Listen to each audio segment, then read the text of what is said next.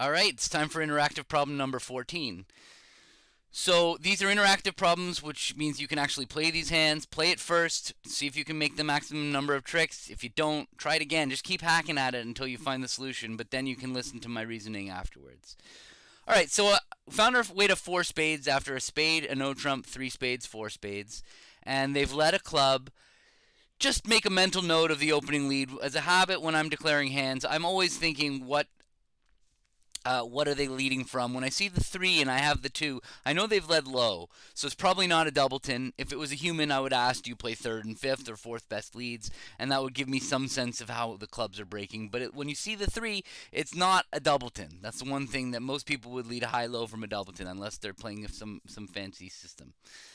So we're in four spades, and you can see pretty clearly that going down is not going to be the issue. This is an over trick hand, and this is just how to make the maximum number of tricks.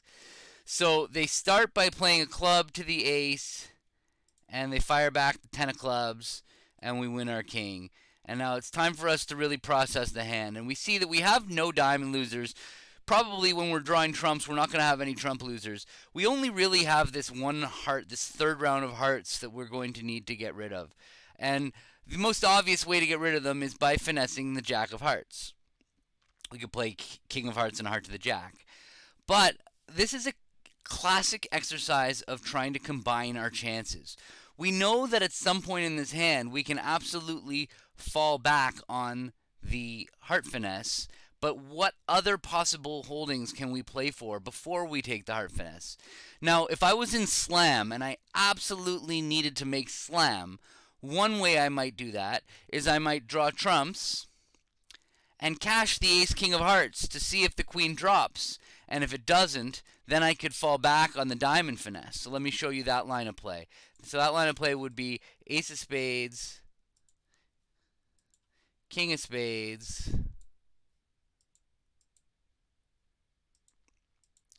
queen of spades, and now I would play heart to the ace, heart to the king, and if the queen didn't fall, now I would be left taking the diamond finesse. But what happens if you take that line of play, and that's a pretty good line, that gives us, for making six, that gives us either the queen of hearts dropping doubleton or a finesse. That's clearly an improvement as far as making six goes on just the heart finesse. It's better.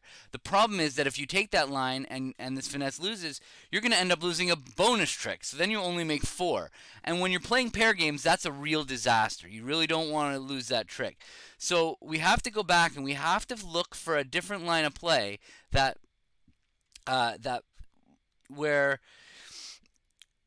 we combine our chances without risking losing that extra trick.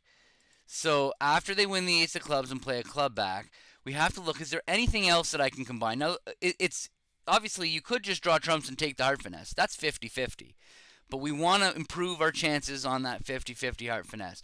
So there's one way, and it's the way that wins on this hand, is we can add in the possibility that the king of diamonds roughs out third. So what we can do is we can play a diamond to the ace and a diamond ruff. But the thing is, it was very important that we didn't draw trumps. We could draw one round of trumps, but our only way back, we're going to need two ways back to dummy there to check to see if the diamond king drops third. So what we have to do is we have to trump our winning club. It's funny because if that queen of clubs was the three, it actually might have been easier to see this line of play. But here we had to ruff a winner to dummy, and now we can ruff another diamond, and you can see when the king pops up, we can go king of spades. We don't even need to bother with the heart finesse. So the moral of this hand, and now you can see we can go over to the ace, and which is a very, very common theme at match points, is you have to be greedy.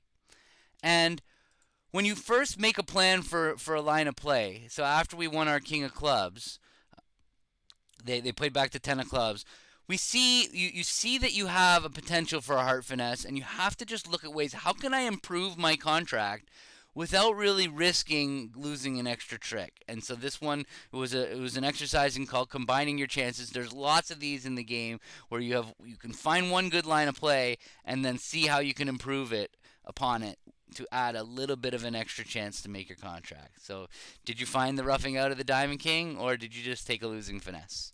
See you guys next time.